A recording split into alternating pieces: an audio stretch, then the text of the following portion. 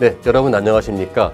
국립문화재연구원 그리고 경희대학교 한국고대사 고고학 연구소가 공동으로 주최하는 국립문화재연구원 국외사업 성과 온라인 대담회를 시작하도록 하겠습니다. 진행을 맡은 경희대 사학과에 있으면서 한국고대사 고고학 연구소 소장으로 재직 중인 강인욱입니다. 저희는 지금 녹화를 하는 이 상황에는요, 국립문화재연구소인데요. 아마 이 영상을 보는 이 순간부터 아마 이름이 박혀 있을 것입니다. 이번에 아주 큰 발전을 이루게 된 연구원에 다시 한번 깊은 축하의 말씀을 드리면서요.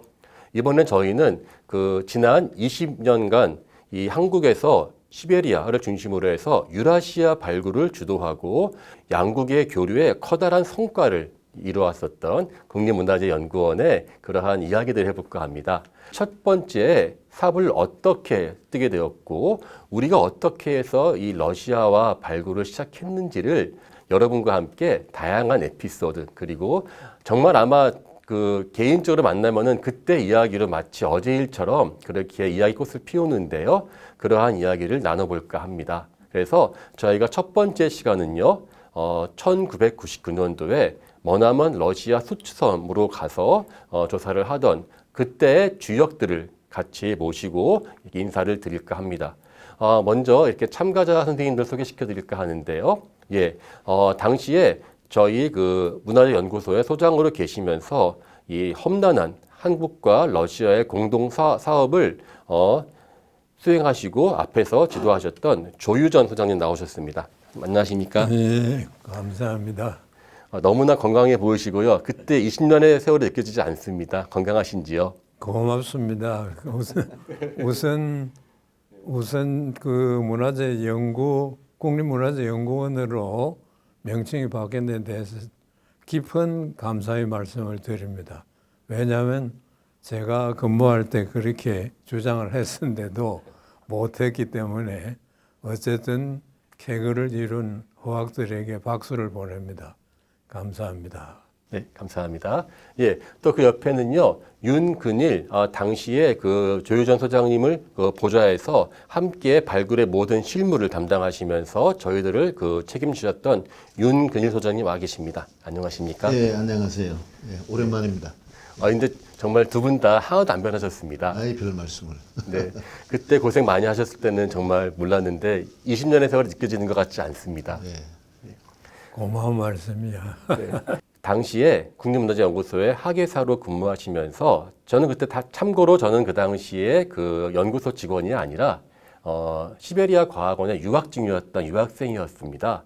저하고 개인적으로는 이제 선후배 관계이기도 하지만은 사실 그 모든 험난한 일들의 하나하나의 계단들을, 벽돌들을 같이 쌓아가셨던 홍형우 강릉 원주대 교수님 나오셨습니다. 당시 생각을 하게 만들어준 문화재연구원이죠. 이제 감사드리고요. 조유전 소장님, 윤근일 소장님 뵙게 된 기회도 또 만들어주셔서 감사드립니다. 오늘 또 재밌는 옛날 에피소드들 가지고 함께하면 좋을 것 같습니다. 이제 외람되지만은 이제 반백을 넘긴 나이인데도요. 지금 이 세 분은 다시 이렇게 모이니까 다시 제가 이제 20대 유학생으로 돌아간 것 같아서 갑자기 좀 마음이 가벼워지는데요. 혹시라도 좀 가볍게 농담하더라도 많이 봐주시기 바라겠습니다. 오늘의 이 모든 대담회를 설계하시고 준비하신 분이 있습니다. 참고로 수츠섬에서 사업을 담당했었던 분 중에서 현재 이 국립문화재연구소에서 중추적인 역할을 담당하고 계신 분이 계십니다. 바로 2002년도 수츠섬 발굴 보고서 사업도 같이 하시고 현재는 고고 연구실의 연구관으로 근무 중이신 전용호 선생님 나오셨습니다. 안녕하세요. 제가 이번에 고고 연구실로 이동을 하면서 처음으로 이러한 사업을 기획을 했는데요.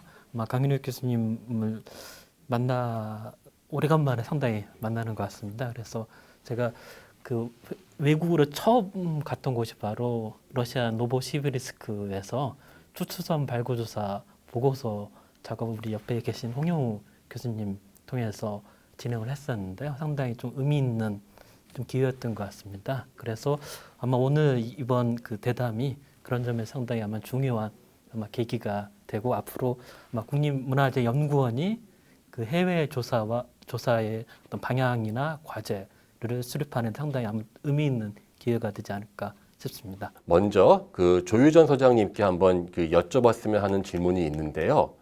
어떻게 하다가 이렇게 그 러시아, 그것도 시베리아라고 하는 벌목공이 떠오르는 좀 그러한 추운 곳인데 어떻게 하다가 이런 데를 그 발굴하게 할 생각하셨는지 한번 설명을 좀 부탁드려도 될까요? 설명을 드리려면은 되려 말이 길어질 것 같아서 걱정인데 어쨌거나 타임머신을 타고 가봐야 하는데 그게 저희들이 처음 시작할 때는 맨 땅에 헤딩하기였어요. 그런데 이제 왜 신석기를 타켓으로 삼았냐 하면은 우리나라도 신석기가 있고 신석기 시대에는 국경이 없잖아요. 그런데 거기에 신석기 시대 4,5천 BC 4,5천 전에 유적이 있으니까 우리가 아무리 올라간다 그래도 신석기가 BC 뭐 3,000년 4,000년 되니까 어떻게 하면 매개에 닿을 수도 있겠다 해서 타켓으로 삼은 거죠. 근데 이걸 하려고 보니까 누가 아는 사람 있나요? 뭔가 교류가 있나요? 그때 참 지금은 이미 그 오래전에 고인이 됐습니다만 우리 강인욱 교수의 지금 학교에 그 황용훈 교수가 구석기 학을 했습니다. 근데 구라파에서 학위를 해 오셔가지고 거기에 극동 분소 장소에 그 러시아 과학원 그 극동 소재 분소장과 친분이 있어가지고 먼저 그 양반끼리 그 편지가 주고받고 우리가 이런 프로젝트를 가지고 하고 싶다. 그래서 거기서 오케이를 했기 때문에 우리가 방문을 하게 된 거죠. 맞으면은 우리도 정부고 그쪽에서도 국립이기 때문에 뭔가 절차가 까다로워요. 쉬운 게 아니라고요. 그래서 멀리 봐가지고 그렇게 해서 차근차근 오면은 뭔가 우리가 언젠가는 우리가 목표하던 걸 함께 동시에 뭐 할 것이다. 그런 생각에서 그걸 그 수주섬이 아니라 신석기를 타켓으로 삼은 거죠. 유적을. 그래 그거를 황용훈 선생이 안 계셨으면은 우리가 할 수가 없었습니다. 뭔가 우리가 연구소가 누가 뭔가 뭐 통하는 사람 있나요? 그 나름으로 너무 도움을 많이 받았죠. 그리고 지금 아마 그런 제 생각에는 그런 황용훈 선생의 인연 때문에 아마 지금 경희대학을 가시지 않나 그런 뭐 저 그 솔직한 개인의 느낌입니다만 새삼스레 참 고인의 명분을 빌어야 되었고 거기에 또 도움을 주신 분이 서울대학교 최몽룡 교수와 성균대학교 손병현 교수입니다. 또 손병현 교수도 고인이 되셨습니다만 그걸 자기 일처럼 발벗고 나서준 겁니다. 우리 연구소가 뭐 나름으로 해서 국제적인 수준을 가지고 있는 연구소도 아니고 그때만 하더라도 그래서 뭔가 이루어야 되겠다. 우리가 우물안 개구리는 되지 말아야 되겠다고 시작을 한 것이 제일 먼저 러시아가 된 거죠. 90년대 초반에 사실 많은 선생님들이 왔다 갔다 하셨거든요. 근데 그게 답사하는 것하고 실제 공동 발굴을 한다 하면 그 전에 누가 했었냐 그런 적이 없었거든요. 그러니까는 모든 것은 해본 적도 없는 그러한 것을 답사가 아니라 발굴을 한다. 여기서 제가 한번 그 우리 홍영우 교수님 같은 경우는 제가 그때 기억으로는 1999년도에 거의 1년 가까이 서로 이메일을 엄청나게 주고받으면서 했었던 기억이 나는데 아무도 가보지 않은 길을 실무를 담당하셨을 때 그러한 그 느낌이랄까. 조금 전에 조유전 소장님께서 말씀하셨는데요. 기억을 잠깐 학예사 시절로 20년 전으로 되돌려서 생각해 보면 생각나는 장면이 하나 있는데요. 어느 날 갑자기 소장님께서 전화를 주셨습니다. 조유전 소장님께서 잠깐 내려오라고. 느닷없이 러시아 발굴 한번 생각해 보라는 거예요. 러시아라는 말을 사실 러시아가 우리보다 북쪽에 있는 큰 나라라는 정도만 생각했었지 전혀 몰랐었거든요. 근데 그때 사실 저는 러시아는 한 번도 가본 적이 없었고요. 중국은 뭐 여러 차례 또 담당도 중국 쪽을 담당하고 있어서 또 혹시 그런 쪽일까 생각했는데 소위 이제 오다를 받고 와서 사실은 제일 이걸 어떻게 구상을 해야 될지 모르잖아요. 전혀. 근데 마침 그때 우리 강인욱 교수가 노보시비리스크 과학원에 유학하고 있다는 생각이 번뜩 드는 거예요. 야, 여기다 연락하면 되겠구나. 여기에 도움을 받지 않으면 이 사업은 하기가 힘들겠구나. 제일 먼저 떠올리고, 그때부터 이제 당시만 해도 무슨 화장통화나 뭐 전화나 이런 게 전혀 안 되니까 아마 당시 노보시비리스크 인터넷 사정도 그렇게 녹록하지 않았을 때일 거예요. 전화선을 빼서 꼽는데 이게 끊기다 말다 해가지고 이메일을 보통 파일로 해서 첨부를 하는데 그거 받는데 1시간, 2시간 걸리는데 그동안 전화 먹통되니까 같이 소통을 할 때 안 믿었거든요. 그러다가 이제 시간이 지나서 갔잖아요. 가보니까 예를 들어서 뭐 포탈 하나 띄우는데 첫 화면 띄우는데 한 15분, 느낌으로는 한 30분 이상. 그러니까 그 첨부 파일을 받는 거는 언감심심 꿈도 못 꾸던, 그럼에도 불구하고 아마 꽤 많은 시간을 들여서 제 파일 하나 읽어주고 그 편지 하나 받아주고 그러면서 서로 소통해 가면서 저는 문화재연구소 쪽에서 할 수 있는 역할, 그리고 또 보고도 저기 이제 윤근일 소장님 계십니다만 바로 제 위에 상사셨거든요. 우리의 이 성사의 숨은 주역이 현장에서 하러 가시기 때문에 윤 선생님도 러시아 발굴을 떠났을 때 그러한 그 마음가짐이랄까 그때 한번 중국은 뭐 많이 우리 홍영우 교수하고도 많이 94년도부터 우리 많이 조사를 다녔고, 근데 러시아는 뭐 감히 생각도 못했던 그런 상황인데 명따 소장님의 의지가 강해서 한번 러시아 쪽을 한번 해봐라 이래 해서 이제 홍영우 씨하고 이제 같이 의논도 하고, 특히 해외 조사는 뭐 러시아 같은 경우는 한 번도 가보지도 않은 곳이고 생소한 곳이기 때문에 여러 가지 준비를 한다 하지만 그래도 뭐 미비한 점도 있었고 했지만 사전에 우선 가서 그쪽 사람들하고 협의를 해야만 이게 목적이 달성이 되니까, 그런 과정에서 이제 우리 조희존 선생하고 이제 홍영우 교수하고 이제 저하고 이제 셋이 작은 그 당시에 이제 김포공항을 출발한 거죠. 가서 이제 공항에 또 내렸을 때가 이제 하바롭스크에 거기서 공항에 내려가지고 그때 강윤욱 씨 만났을 때의 그 기분은 이국 땅에서 한국 사람 만나는 건 처음이니까 그렇게 기분이 좋더라고. 야, 이 사람 만났으니 구세주다. 일단은. 그래가지고 이제 셋이서 그 차를 이제 렌트해 온 차를 타고 이제 갔죠. 가서 이제 그 하바롭스크의 호텔에 이제 숙박을 풀고 이제 거기서 이제 소위 작전을 세운 거지. 자, 그럼 내일 아침에 새벽 6시에 하여튼 저 배를 타야만이 수주섬으로 간다. 그게 말만 듣던 수주섬이지 뭐 전혀 모르는 상황이라서 그 이제 그걸 타러 갔는데 공교롭게도 또 배가 그날 출항을 안 했어요. 그 짐 다 들고 이제 했던 걸 다시 다 들고 되돌아와서 그래 이제 새벽에 이제 또 준비를 해가지고 124명이 타는 그 배를 탔어요. 그 타는데도 그냥 타는 게 아니더라고요. 그 자리를 잡기 위해서 미리 올라가서 짐을 던지고 먼저 한 사람은 짐 들어다가 갖다 놓고 자리를 잡아서 이제 넷이 이제 타고 이제 배가 출항을 하는데 14시간인가? 네, 14시간인가 하여튼 걸려서 이제 수주성을 간다고 이제 가는데 이건 뭐 지루하게 짝이 없죠. 뭐 거기 가서 이제 모터보트를 타고 수주섬으로 들어가는 거예요. 수주섬에 들어가니까 이제 악사나가 이제 빨간 잠바를 입고 우리를 마중을 나오고 그래서 이제 우리 일행들이 도착해서 같이 포옹하고 내려서 이제 수주섬에 들어가서 사실 그 당시만 해도 저희 네 분이 같이 한 팀이었는데 참고로 한국에서 도착한 데가 하바롭스크 공항인데요. 한국에서 2시간 반 걸리는데 노보시비리스크에서 가는데 6시간 걸립니다. 제가 더 멀리 왔었어요.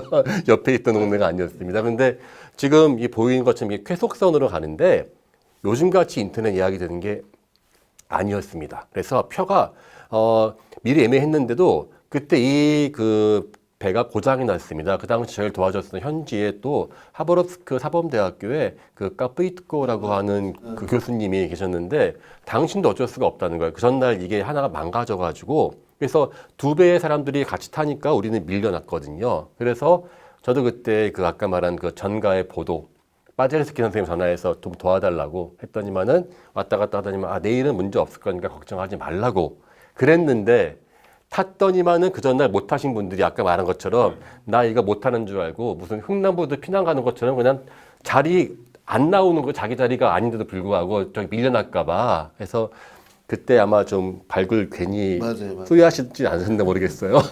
되게 홍 선생님도 후회 좀 하셨던 거 아닙니까 혹시? 이제 하바롭스크에 도착하고 그 다음 날 배 타려고 했는데 못 타고 그 다음에서 이제 수초섬까지 들어가는 그 에피소드가 사실은 그 이후에 3년간 발굴했던 것보다 훨씬 더 길게 느껴집니다.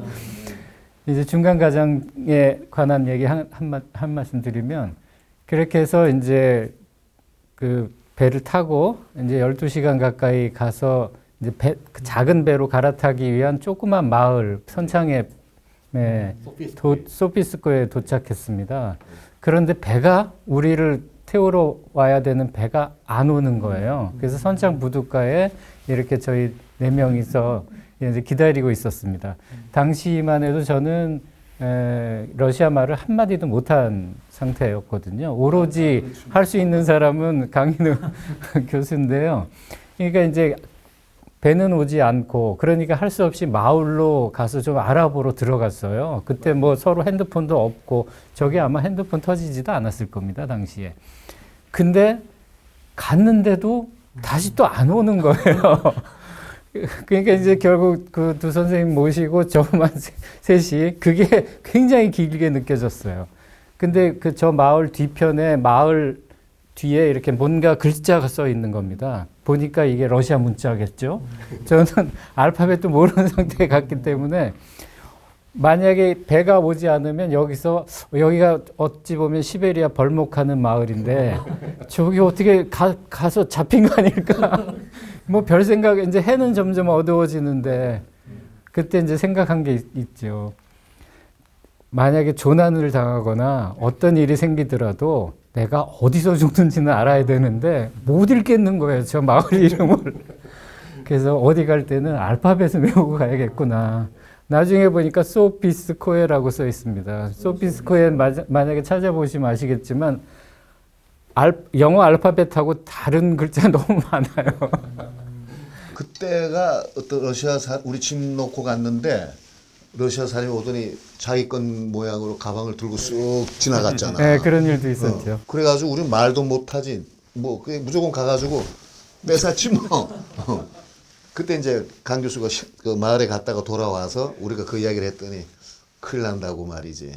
그런 이야기가 기억나요. 저도 그때 이제 러시아 생활이 뭐 시베리아에서 발굴하면서 앵간한 고생을 해봤다 생각했는데 알고 봤더니 시베리아가 천국같이 느껴졌던 게 앞이 캄캄한 게 그때가 저희가 금요일 날 오후 4시였습니다. 그러니까 저는 그게 답답한 게 소련 스타일이면은 주말에 아무것도 못 하거든요. 아무 배도 없으니까 저는 빨리 이거 문 닫기 전에 가야 된다고 해가지고 관공서, 소피스코의 관공서 가서 좀 조난 요청을 하려고 배를 좀 제가 그때 지갑에서 달러를 꺼내 보이면서 이거 해줄게. 그 마린스코의 그 마을이거든요. 그러고 있다가 이제 왔는데 그 사이에 배가 와서 아이고 살았구나. 그렇게 소피스코에서 딱 배를 탔는데 통통배 정말 천천히 가더라고요. 그래서 거기서도 한 4시간, 5시간 간 기억 납니다. 완전히 컴컴한 밤이었고 해서 그 다음 날 이렇게 아마 이 장면 기억나십니까 선생님들? 우리 그 바위 앞에서 사진도 찍고 현장을 봤습니다. 그래서 그 다음에 이제 현장에서 우리가 그 이제 협상을 하는 정말 힘든 시간이었습니다만은 그때 소장님 그 숙소 기억나시는지 모르겠습니다. 소치섬의 그 통나무 집들. 네. 그 통나무 집이 그 러시아 소년단인가 뭔가 왜 이 섬에 이런 통나무 집이 있나 생각했더니 그게 여름 야영 캠프였더라고요. 그래서 숙소가 해결된 거죠. 그 숙소 해결된 게 얼마나 다행입니까? 그게 뭐 우리가 텐트를 친다든지 할 수도 없는 일이고 그래서 그거는 해결이 됐습니다만 아이고 지금 생각해도 아주 그 한마디만 해야 되겠는데 모기가 얼마나 많은지 뒤에 그때 최몽민 교수가 앞을 가는데 뒤에 보니까 뒤에 새까맣게 있는 게 파리가 아니라 모기예요, 모기. 그 아마 누구는 한 1000방 쏘였다며 1000방. 그 이 사진 보면은 우리 그 조소장님께서 장갑을 끼고 계십니다. 저게 멋으로 쓰신 게 아니라 아마 모기 때문에 쓰신 걸로 알고 있습니다. 예. 사실 잠깐 여기서 설명드리자면은 하바롭스크가 이제 그 아무르강, 그러니까 중국말 흑룡강이죠. 흑룡강에서 그 이제 러시아 국경으로 해서 사할린 앞바다로 가는 강이 쭉 이어집니다. 그 강에 있는 한 그 강의 섬이 이름입니다. 이름은 수추고요. 참고로 그 지금 있는 그 유적지 근처가 1850년대에 러시아가 이 지역을 최초로 만들던 바로 그 마을이 있었고요.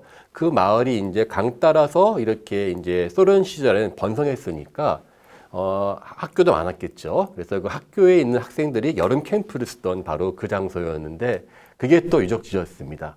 약 6,000년 전에 그 신석기 시대 그 유적이었고 물론 나중에 저희가 발굴하면서 또 성과가 많이 나옵니다만은 윤선 선생님 그때 첫인상 어땠습니까? 러시아 발굴장을 처음 보셨는데요. 이렇게 거기에서 현장을 볼 때는 뭐 아무것도 없고 뭐 그런 통나무 집만 있고 유적 범위도 어떻게 육안으로는 뭐 확인도 안 되고 그래서 굉장히 좀 난감했던 그런 그 생각이 나요. 지금 생각하면은. 예.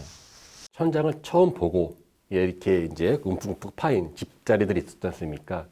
어떤 생각을 그때 하셨는지 궁금해요. 사실 우리나라하고 땅이 틀리죠. 거기는. 그리고 추운 지역이라서 그런지 예전에 그 구덩이를 파고 사람이 살았던 그 흔적들이 보통 우리나라는 세월이 지나면 흙으로 메꿔지는데 거기는 그냥 구덩이 그대로 남아 있는 거예요. 그래서 그냥 육안으로 봐도 저기는 사람이 살던 곳이구나 아니구나 하는 것을 금방 눈에 띄게 되죠. 근데 저는 이제 처음에는 워낙 그 힘들게 들어가고 그리고 아까 이제 말씀하셨지만 그 1,000군데 이상 물린 사람이 바로 접니다.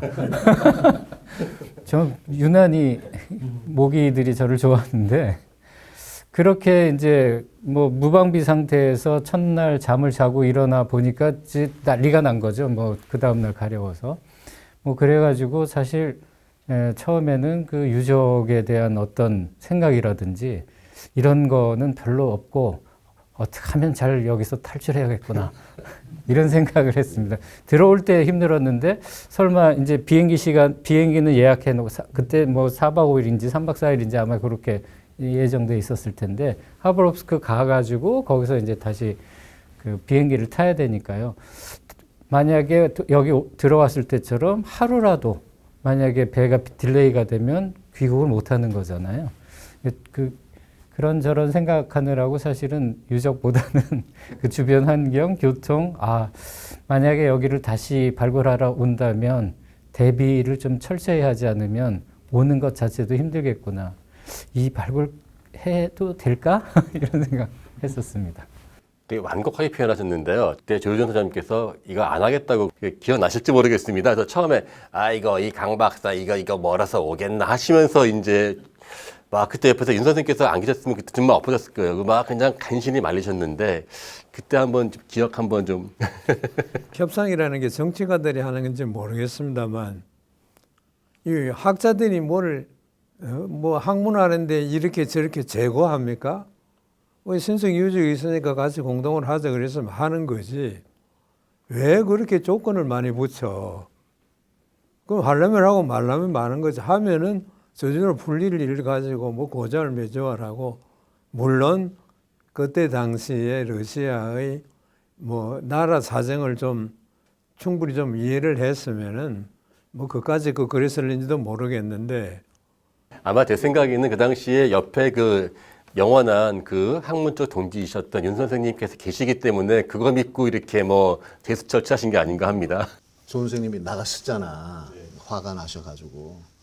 그래서 이제 우리 셋이 자거나 하여튼 이건 성사는 시켜야 되니까 그 전에 이제 여러 가지 이야기들은 많이 오고 갔으니까 그러면 하여튼 이러한 선에서 협의를 하도록 메데바한테 이제 이야기를 했지 해가지고 극적으로 말하자면 협의가 됐습니다, 사실은.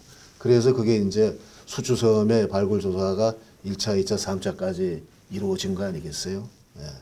그런 뭐 상황이 있었습니다. 당신도 양보 엄청 했거든요. 자존심 강한 두 공무원 조직의 대결에 제가 이제 고래 싸움에 새우등 터졌습니다만 윤 소장님께서 숨은 우리 그 발굴의 공로자이시고 무엇보다도 이 첫 사인이 22년간 지금까지 또 앞으로 계속 이어지겠지만은요 모든 발굴의 처음이었거든요. 근데 여기서 혹시 그거 아시는지 모르겠지만 제가 언급한 이 분 외에도 또 다른 공원자가 하나 있었습니다. 여기 정말 모기도 많고 다 싫은데 딱 하나 매력적인 게 있었던 거를 기억합니다. 난항을 겪다가 도저히 안 되겠어가지고 아무르 강가에 산책을 갔더니만은 거기 학생 한 명이 저한테 낚싯대를 줬거든요. 그랬는데 거기 있는 그 아무르 강의 용왕께서 저희들의 그 노력을 좀 불쌍하게 여겼는데 매기야 잡혀줘라 해가지고 저렇게 그 한 마리씩 잡으시고 다 이렇게 잡으셨습니다. 그래서 이거를 잡고 나셔서 되게 뭐랄까 그 해맑게 웃으셨던 예, 그 기억이 납니다. 아 저거야 저거? 예. 그때 하여튼 그 이 강변에 고동이 무지하게 많았어요. 아직 발에 밟힐 정도로 있고 그 다음에 메기도 발에 이렇게 부딪힐 정도로 많아가지고 그럼 낚시를 한번 해보자 그래서 존생하고 이제 둘이 낚시를 했는데 그냥 이건 물반 고기반이에요 진짜. 뭐 넣으면은 그냥 메기가 잡히는 거야. 그래서 이제 그걸 잡는 장면이 이제 지금 보니 기억나네. 저게 맥이요? 예. 아무르 맥입니다. 근데 아무로 메기. 그 발을 담그면은 메기들이 와서 발을 뜯어요. 뭐 뜯는다. 그건 배가 좀 있지만 그게 뭔가 그 있잖아요. 그 저 고기가 각질 같은 거. 각질 뭐 먹고 떼 먹는 그런 느낌이 되라고 깔린 거예요.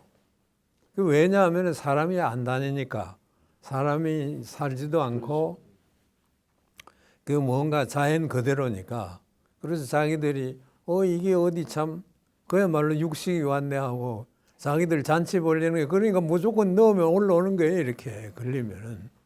길을 조금만 더 강을 가면 강폭이 10km 이상 그 커집니다. 저기 뒤에 보이는 저 섬은 저거는 이제 일부 지류에 있는 섬이거든요. 그래서 참고로 여기가 사할린 앞바다로 나아가는 교통의 요지이기도 합니다. 그래서 하여튼 그거는 저희는 뒤늦게 알았고요. 저도 그때는 참 발끝에 찔리던 고등만 기억나던데 1차 년도만 해도 할 게 참 많습니다.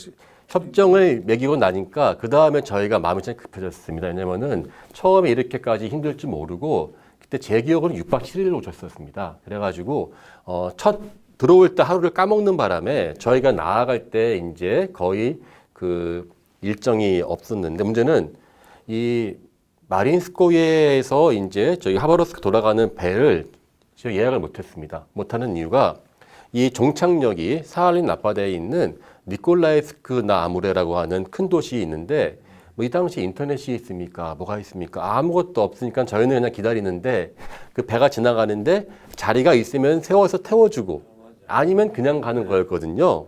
근데 저희는 그때 딱 하루에 2번 왔어요. 아침 10시인가 왔도 기억합니다. 10시 반 정도 오고 그게 안 되면은 그 깜사물스크 나무레라고 중간에 있는 도시까지 가는 게 오후 3시에 오는 거로 딱 2개가 있었습니다. 저희 그때 아침 일찍 또 우리 워낙 꼼꼼하신 그 메드베제프 선생님이랑 같이 저 보이는 마린스코예 마을에서 하염없이 부둣가에 앉아 있었던 혹시 그때 뭐 그 앉아 있으면서 과연 집에는 갈 수 있을까 어떤 우리가 국제 교류를 하고 그러니까 그런 어려움은 아무도 몰라요. 모든 것이 다 그저 뭐 순조롭게 다 된 것 같아도 그 전에 파고들면은 장애물이 너무 많아요.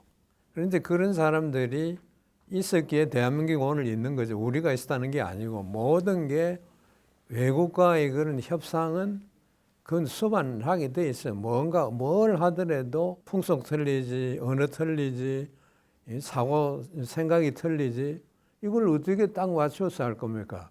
그러다 보니까 양보는 할 건 하고 얻을 건 얻고 해서 하는 건데 하다 보면 그렇게 되는 거죠. 저기 우리 소장님이랑 그때 월급 받던 공무원이지만 저 같은 유학생은 뭔죄입니까? 같이 있으면 안 되는데.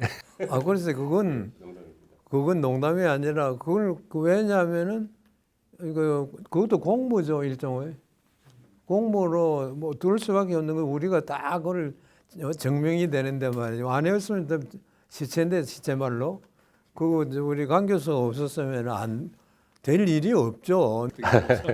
아니 오늘 정말 즐겁게 하는데 사실은 제가 참 준비하면서 우리 느꼈던 게 거의 목숨을 내놓고 저 힘든 열정, 그러니까 젊은 분도 힘들었었던 과정인데 저 때 참고로 소장님은 뭐 죄송합니다.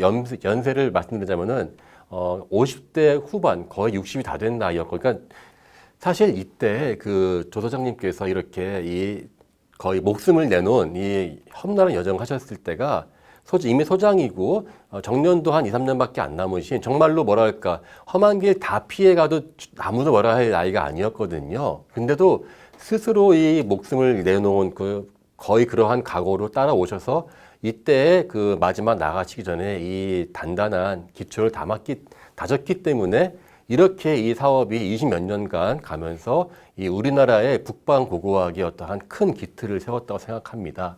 전 선생님께서 만약에 똑같은 위치에 있다면은 어디를 가서 발굴을 해보고 싶습니까? 뭔가 이렇게 우리 조유정 소장님은 소추섬이라고 하는 새로운 데를 뚫으셨는데 발굴하고 싶은 데 없을까요? 만약에 하게 된다면 아프리카를 한번 좀 예, 지금 녹화 중입니다. 30년 뒤에 틀어보면서 우리 또 이야기하겠습니다. 예, 기약 없이 부둣가에 앉아 있었습니다. 그 다음 날 10시에 저희는 비행기는 떠야 됐겠고요. 그 다음에 저희는 갈 길이 빨리 가도 14시간을 가야 되는 자리인데 문제는 아침배가요. 그냥 지나쳤습니다. 저희 그때 기억나실지 모르겠습니다. 그때 홍용호 선생님 저랑 앉아가지고 우리 그때 뭐 흥남부두 작전 이야기라고 했었던데 한번 이렇게 말씀하시니까 그날 일이 생생하게 떠오르는데요.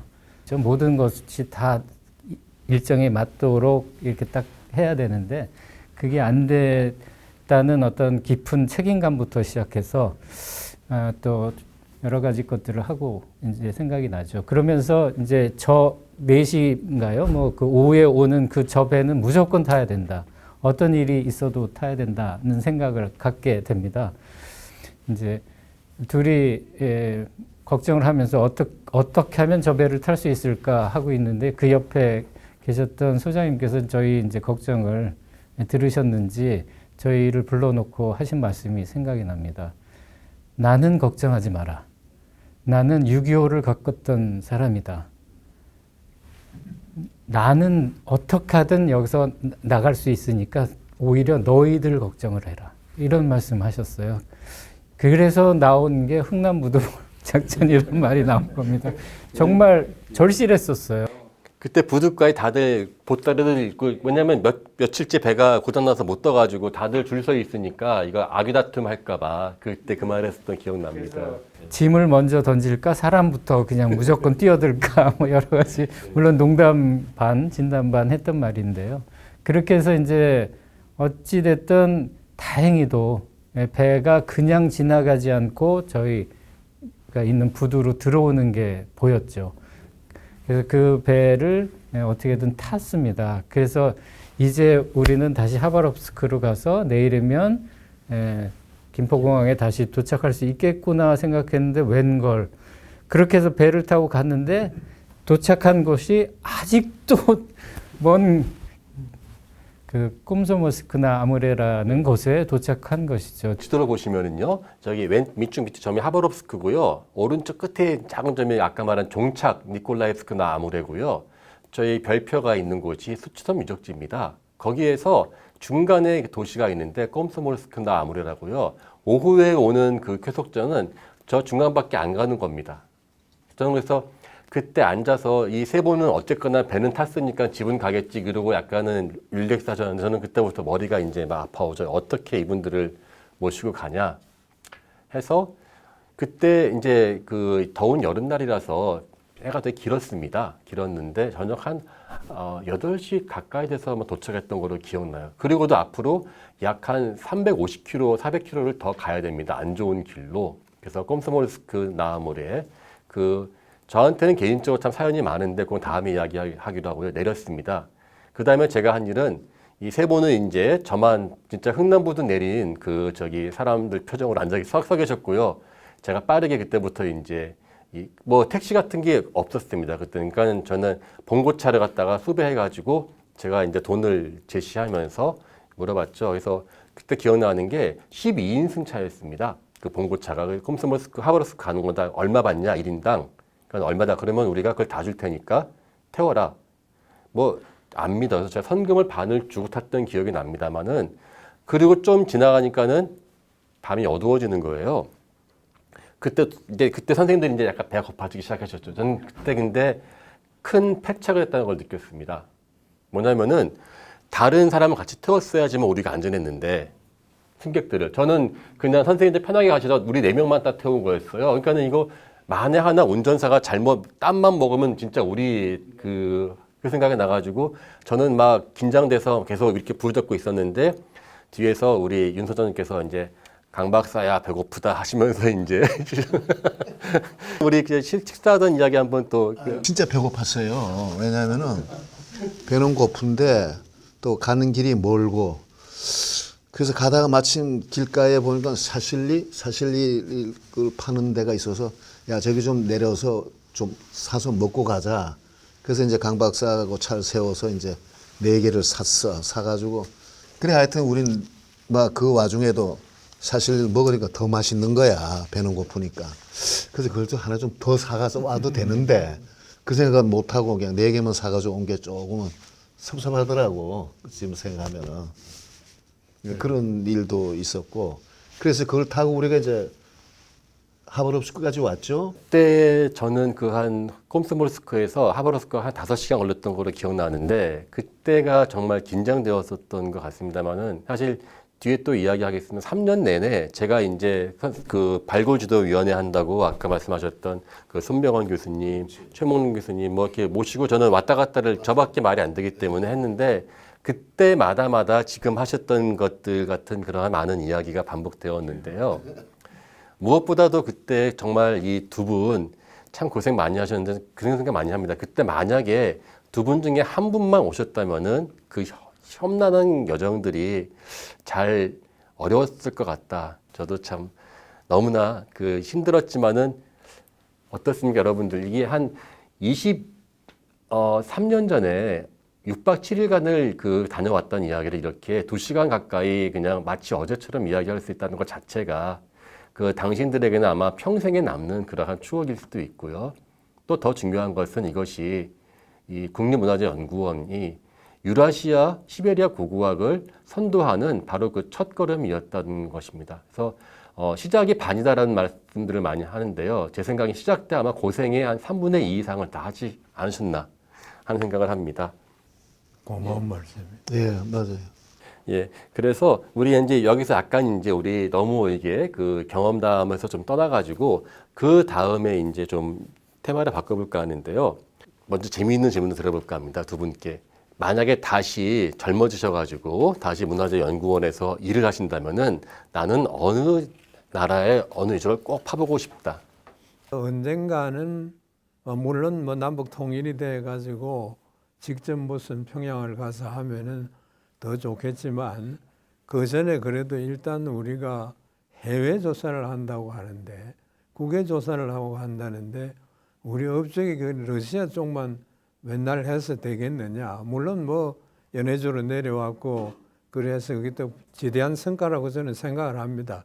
여러분들이 그걸 다 이어가지고 계속해서 내려와서 결국은 고구려 유적까지 갈 거면 북한에 있죠. 북한이 아니라 연해주에 있는 나아가서 만주 쪽으로 갈 거 아니에요. 그러다 보면은. 그래서 그게 왜냐하면 교류가 우리가 돈독하게 되어 있기 때문에 서로 양보만, 서로 뭐 좋다고 그러면 할 수 있는 거거든요. 그래서 뭐 그렇다는 겁니다. 하고 싶은 거에 너무 많지만. 아마 우리 대를 이어서 우리 이렇게 후배 저기 전정호 선생님 같은 분들 꼭 기억해 주시기 바라겠습니다. 예, 우리 윤 소장님도 한번. 수교될 무렵에 92년도에 그때 가서 한번 짧은 시간에 조사하려고 왔고 그 다음에 93년부터 99년까지 계속 다녔습니다. 우리 윤 소장님도 고구려에 참 애착이 많으시네요. 예, 왜냐하면 그 원인은 고구려 쪽을 길림성이나 요영성이나 또는 이쪽에 조사를 많이 다녔기 때문에 그쪽 지역에 있는 그 유적을 조사를 한번 하는 게 어떻겠는가 이런 바람이 있었죠. 이번 저희의 이 대담회가요, 단순하게 좀 나이 먹은 사람들의 그 저기 회고가 아니라 그러한 보이지 않는 그러한 그 삽 하나하나가 여러분들이 보고 계시는 그러한 역사책의 한 장면이 되었다는 거 한번 기억해 주신다면은 정말 감사할 것 같습니다. 그 전 영어소 선생님께 한번 여쭤볼까 하는데요. 앞으로 환골탈태하는 국립문화재연구원의 해외조사 발굴을 이렇게 담당하실 텐데요. 앞으로 포부랄까 이렇게 오늘 이 원로분들의 말씀을 들었는데 아니면 좀 나는 뭔가 새로운 걸 해보고 싶다 그런 게 있을까요? 아마도 이번 그 대담이 기획이 된 것도 어떻게 보면은 좀 코로나19라고 하는 상당히 전례가 없는 큰 사건으로 인해 가지고 이렇게 만들어진 것 같습니다. 그래서 포스트 코로나 시대에 걸맞게 국립문화재연구원도 훨씬 더 다양하고 여러 가지로 그 대중과 그리고 연구자들을 만족할 수 있는 해외 조사를 기획하고 그 꾸려서 그 선배님들이 그 지금까지 해왔던 것보다 훨씬 더 좀 잘 진행을 하도록 하겠습니다. 좀 재미있는 대답을 기대했는데 워낙에 이 원로분들 앞에 계시니까 모범 답안만 내놓으시는 근데 평소 같이 언제나 모범적이셔서 좀 보여줬습니다. 예, 사실은 자기 선생님들 제가 배우니까 다시 저도 이제 나도 모르게 20대가 돼가지고 막 말이 많아지고 있는데요. 아무래도 이 좀 피곤하시고 또 이제 오늘 얘기 다 들으면 다음에 또 모시기 그러니까 남은 이야기는 제가 이제 마지막 질문들을 한번 드리고 이제 이 귀한 자리 좀 마감할까 하는데요. 국립문화재연구원으로 바뀌었습니다. 하지만 여전히 해외조사는 이 국립문화재연구원의 상당히 중요한 부분이고 앞으로 계속 발전해 나가야 될 부분이 아닐 수 없습니다. 그래서 우리 조유전 선생님 그리고 윤근희 선생님께 마지막 질문을 드리고 싶은데요. 국립문화재연구원이 앞으로 해외조사를 어떻게 했으면 좋겠다. 이 길을 맨 처음 열었던 그 장본인들로서 앞으로 후학들에게 당부의 말씀 한번 좀 해주셨으면 감사하겠습니다. 아니 이건 참 꿈 같은 소리인지 모르겠습니다만 우리가 국립문화재연구원이라면은 나라에서 하나밖에 없는 연구원이에요. 그게 지방마다 있을 수도 없고 그런데 우리가 지금 지방에다 연구소가 다 있죠. 뭐 나주에도 있고 경주에도 있고 그런데 이건 소위 얘기해서 대한민국을 대표하는 연구기관이다 이겁니다. 그래서 뭐 저는 평소에 뭐 간존자 20년이 넘었지만 이제 이걸 그 연구소를 개편을 한다면은 국립답게 하려면은 이게 세계 속의 국립연구소가 돼야지. 네. 해외 발굴만 하지 말고 행정력도 좀 키워라 뭐 이런 상당히 현실적인 조언인 것 같습니다. 저는 뭔가 맞습니다. 행정력이 없으면 어떤 해외 발굴도 없을 테니까요. 우리 윤 선생님 한 말씀. 뭘 하든지 간에 어떤 그 연구원의 그 담당하는 직원이 해외 조사든 어느 조사를 하든 간에 의지가 있어야 돼요. 사실 이 해외 조사도 사실은 굉장히 제가 그때 담당을 하고 있었지만은 굉장히 좀 난간이 부딪힐 수도 있었어요. 그래도 저는 끝까지 하여튼 이거를 하도록끔 한 데는 내가 지금에서 이야기하지만은 많은 그 공을 들인 겁니다.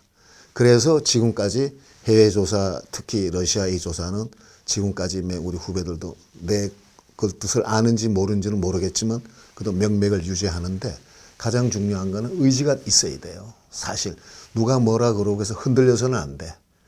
내가 이 조사를 해서 이걸 끝까지 어떤 명분을 갖춰서 해야 되겠다는 의지만 있으면은 위에 소장하고도 이야기를 해서 할 수 있는 거라고.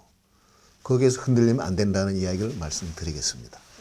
예, 소장 말에 흔들리지 말라는 말이 마치 수추섬에서 약간 좀 서로 이렇게 티티카카 하셨었던 그 조모 소장님을 염두에 둔 것은 아니라고 생각합니다. 네, 제 농담 한마디 너무 좀 이렇게 분위기에서 죄송합니다. 어떻게 우리 홍영호 교수님 아마 이러한 모든 벌써 22년 전입니다. 23년 전인데요. 감회가 새로우실 텐데 한번 후학들을 위한. 네, 뭐 글쎄 세월이 참 빨리 지나갔죠. 예, 저희 개인적인 경험과 더불어 이제 후배들한테 드리고 싶은 말씀은 아까도 말씀드렸지만 저는 알파벳도 모르고 갔거든요. 해외 담당하신 분은 알파벳은 좀 하고 가야 된다는 말씀 드리겠는데요. 왜 이런 말씀을 조금 더 드리냐면 사실 가서 어떤 그 해외 공동 발굴을 한다는 거는 그냥 발굴만 해서 끝나서 되는 것은 아니거든요. 그 발굴이 갖고 있는 의미라든지 역사라든지 문화라든지 이런 것들에 대한 종합적인 해석이라든지 평가가 이루어져야 되는데 그러려면 그 안에 있는 학술적인 것들을 좀 자기가 소화할 수 있는 능력이 있어야 돼요. 그러려면 할 수 없이 뭐 러시아면 러시아어를 해야 되겠고요. 그런 면에서 사실 굉장히 저도 뭐 어떻게 보면 그 이후로 러시아 유학도 다녀오고 하면서 이제 혜택이라면 혜택을 본 사람 중에 하나인데 그 어떻게 보면은 그런 그러니까 일만 시키지 말고 공부도 할 수 있게 그러니까 그러니까 공부는 개인이 알아서 해 이게 아니고 그게 좀 시스템화됐으면 좋겠어요. 그래서 일을 더 잘하게 하기 위해서 공부를 할 수 있는 그래서 그게 조금 제도화되고 사실은 어떻게 보면 그 이후로 조금 유학하고 뭐 이런 것도 좀 끊긴 셈이잖아요. 그래서 그게 조금 더 활성화되고 그래야 또 용기를 내서 더 도전을 하게 되고 그런 시스템을 좀 갖춰 이제 문화재 연구소에서 문화재 연구원이 됐다면 그런 인재를 좀 키우는데 조금 더 관심을 좀 가져줬으면 좋겠다는 당부를 드립니다. 네. 앞으로 뭐 계속 현역이시니까는 또 많은 또 하실 것 같습니다. 네, 다시 99년도에 저희 첫 번째 그 방문으로 돌아갈까 합니다. 1999년 8월 10일이었습니다. 10일 오전 10시 정경에요.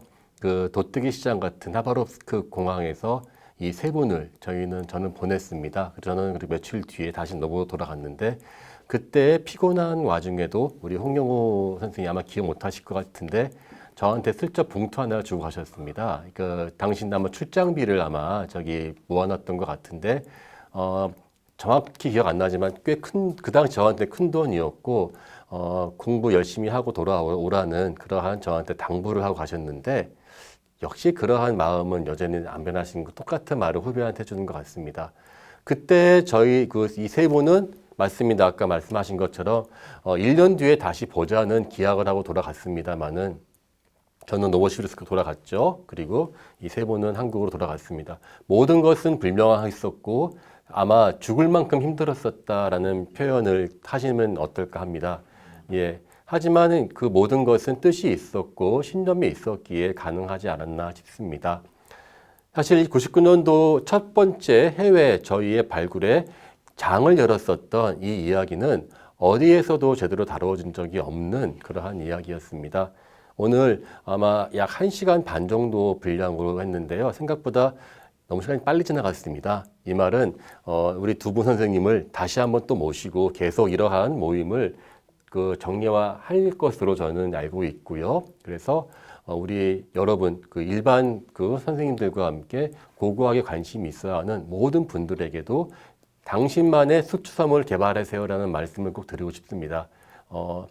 저는 시베리아를 처음 개척했고 우리 조효전 소장님이야 우리 첫 번째 이 조사단들은 바로 수추섬이라고 하는 미지의 땅을 개척했던 것 같습니다. 우리 젊은 후학들도 자신만의 수추섬을 하나를 꼭 개발해서 우리 아까 국가에도 이바지하시고 자신의 어떤 연구에도 이바지하시고 또 우리 여러분 모두에게도 유물 뒤에 숨겨 있는 이 원로들의 어떠한 힘겨운 노력들 다시 한번 알아주시기 바라겠습니다. 그리고 마지막으로 다시 한번 국립문화재 연구원의 개원을 축하합니다. 예, 이상으로 경희대학교 한국고대사고고학연구소 국립문화재연구원 공동 주최하는 2022년도 국외사업 성과 대담 첫 번째 편을 모두 마치겠습니다. 모두 수고하셨습니다, 선생님들. 감사합니다.